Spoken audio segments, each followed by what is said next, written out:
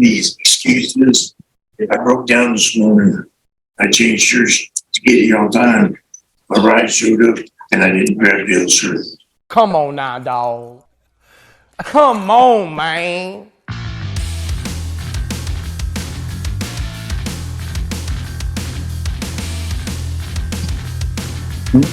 The other one's not there. She was in All right.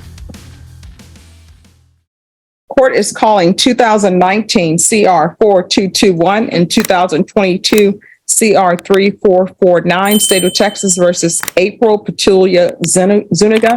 Can I have parties announced for the record for the state? Daniel Escobar for the state of Texas. Defense? Brian Kimbrough from Ms. Zuniga. Ms. Zuniga, in each of these cause numbers, I'm showing you what's entitled motion to revoke community supervision.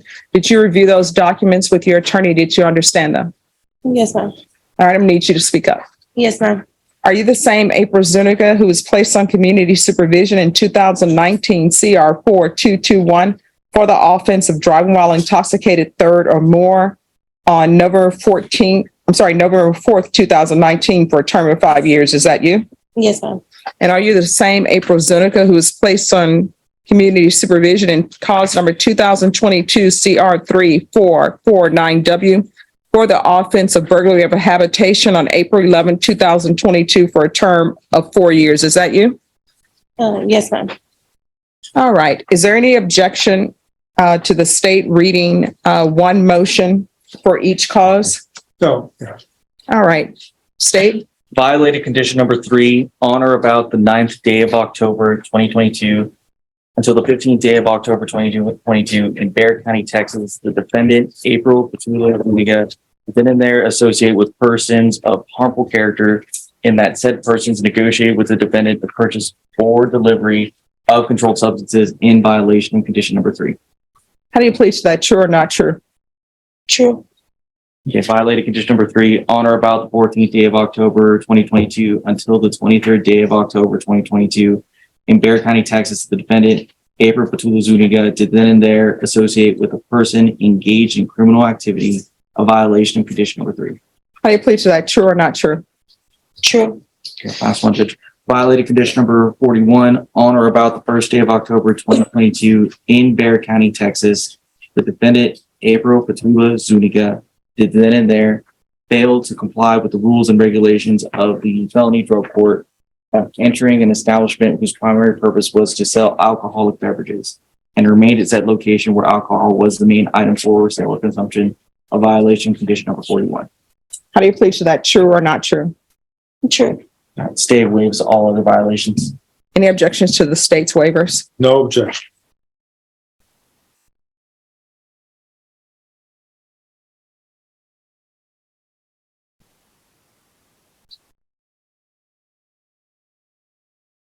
All right. Did you understand by pleading true to violations 3, 3, and 41 and cause number 2019 CR 4221, the court could find it true, grant the motion, and sentence you up to 6 years in prison? Did you understand? Yes, ma'am. Knowing that, do you still wish to plead true to violations 3, 3, and 41 in that cause number? Yes, ma'am. Court will find that true.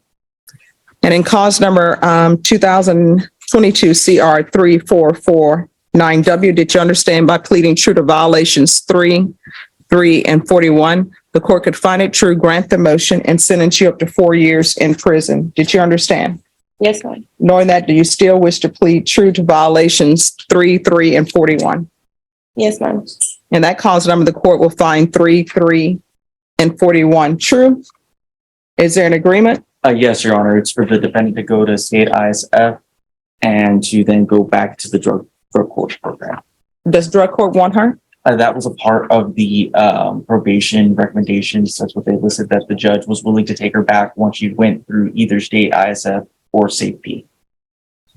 And That was, Judge Glenn indicated that he would continue her in drug court if she agreed to go to state ISF.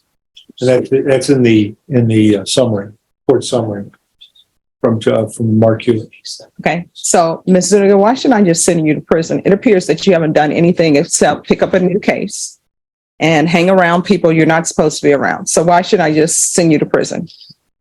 Because, I mean, I was doing everything, like, as of my classes, my UAs, I was. No, you were in an establishment that's primary purpose was to sell alcohol. And they said you were arranging some kind of drug sale with somebody. No, not like, I guess, no, they were like, I guess, they were using like substance abuse. I can't understand a word you're saying. I mean, I wasn't in the middle of any drug use or anything like that. But also, I'm also doing like my classes for CPS for my kids.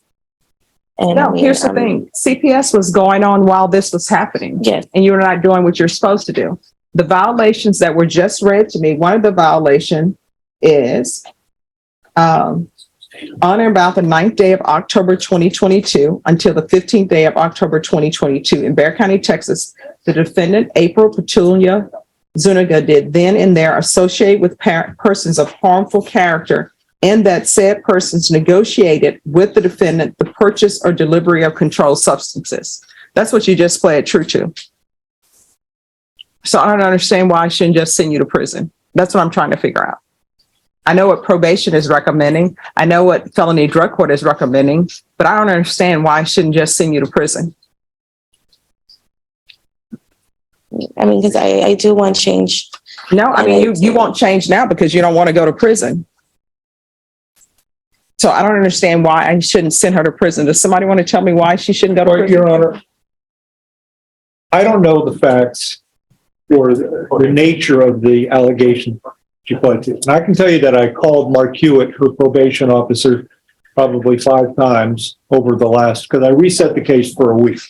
Mm-hmm. And I tried to contact him to see what the nature of these allegations was.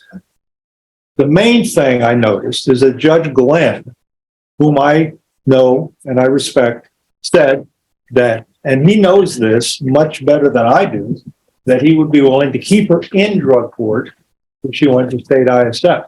Now, I know him, I respect him too, but I still don't understand why I should do it. Well, again, I don't know the details of what happened with these individuals that she was associating with. She's not charged with any criminal offense other than these. So she's not accused of being involved in a drug deal. I don't know what that, I mean, I understand how it's worded, but I don't know what the actual facts are in that. I've asked April, and frankly, April's not helping me, and I don't understand what happened. But the main thing I find is that the drug court said they will keep her. From my experience with drug court, they normally don't do that unless they see a reason to keep her, because otherwise they want her out. They don't keep people that they don't think could benefit from drug court and could succeed. Judge Glenn feels that she needs to go to inpatient and ISF is appropriate. I'm only asking the judge to give her that opportunity based on what the recommendation from Judge Glenn is. See, I don't know why they didn't just keep her then and send her to ISF. Well, I don't know how that works because, I mean, they accused her of violating her probation. So I'm assuming that, do they have their own MTR deal in drug court? I mean, they could just not send her in. We're going to go off the record for, A few moments later.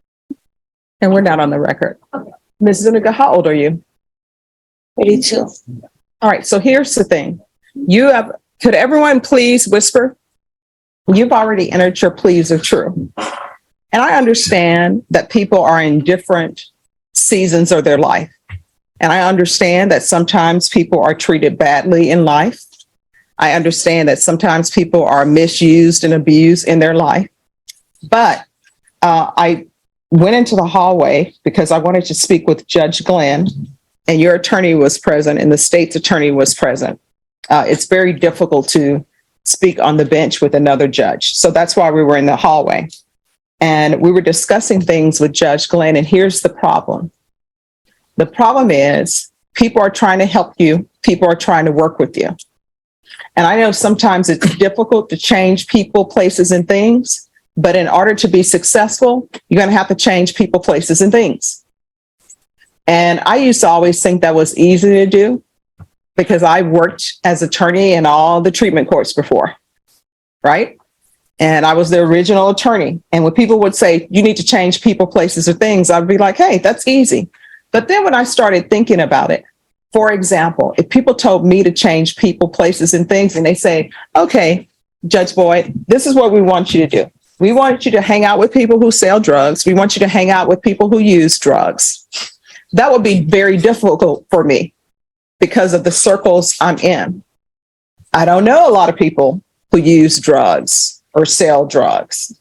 Now I have people who come before me in court who do that, but it's not like these are the people that I am having dinner with or lunch with or say, hey, let's go do painting with a twist. And while we're there, maybe we can sell drugs.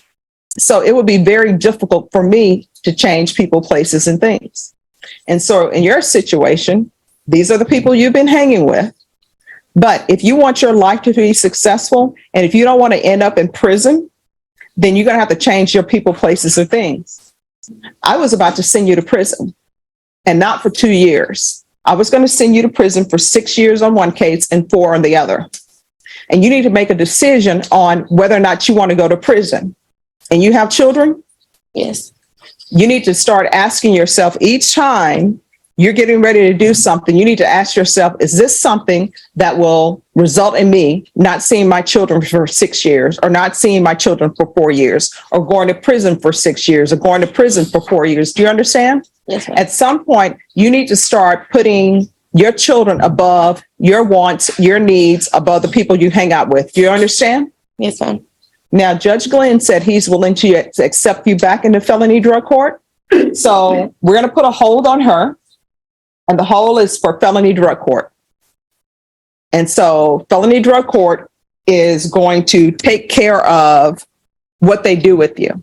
And I'm telling you right now, you're looking at either SafeP or ISF with them. If you don't want to do SafeP with them, you need to tell me now, because if you don't want to do SafeP with them, then I can send you to prison. We can move on to the next person. Do you understand? Yes, ma'am. So if they order you to SafeP, are you going to be doing that? If that's the only choice I have for them. Yeah, that may be your only choice. And they won't have state ISF. What I'm telling you is, my question for you is, if they order you to go to SafeP, are you going to do it? Yes, ma'am.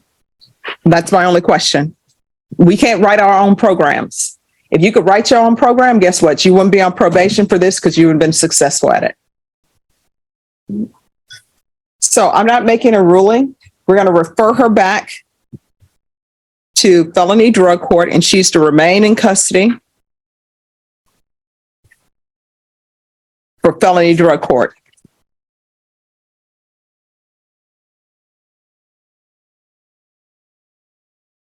And Mr. Kimbrough, you may want to make sure that you're in touch with felony drug court to make sure that they remember that this is not a first-time referral. This is just sending her back. All right, is there anything else? No. You better change your ways. One or two things going to end up happening if you don't change. Either you're going to end up in prison, either you're going to get a bad batch of drugs, in which case you may overdose. But either way, if you don't change your ways, you're not going to have contact with your children. You understand? Yes, ma'am. All right. Is there anything else? I think so. All right. How long does the note take for the felony drug court to? Oh, they'll probably get to you this week. It's Tuesday. They'll probably get to you this week. Thank you, Ron. You're welcome. Okay, so you see what happens. So they're not going to do anything until you go back to phone. You know.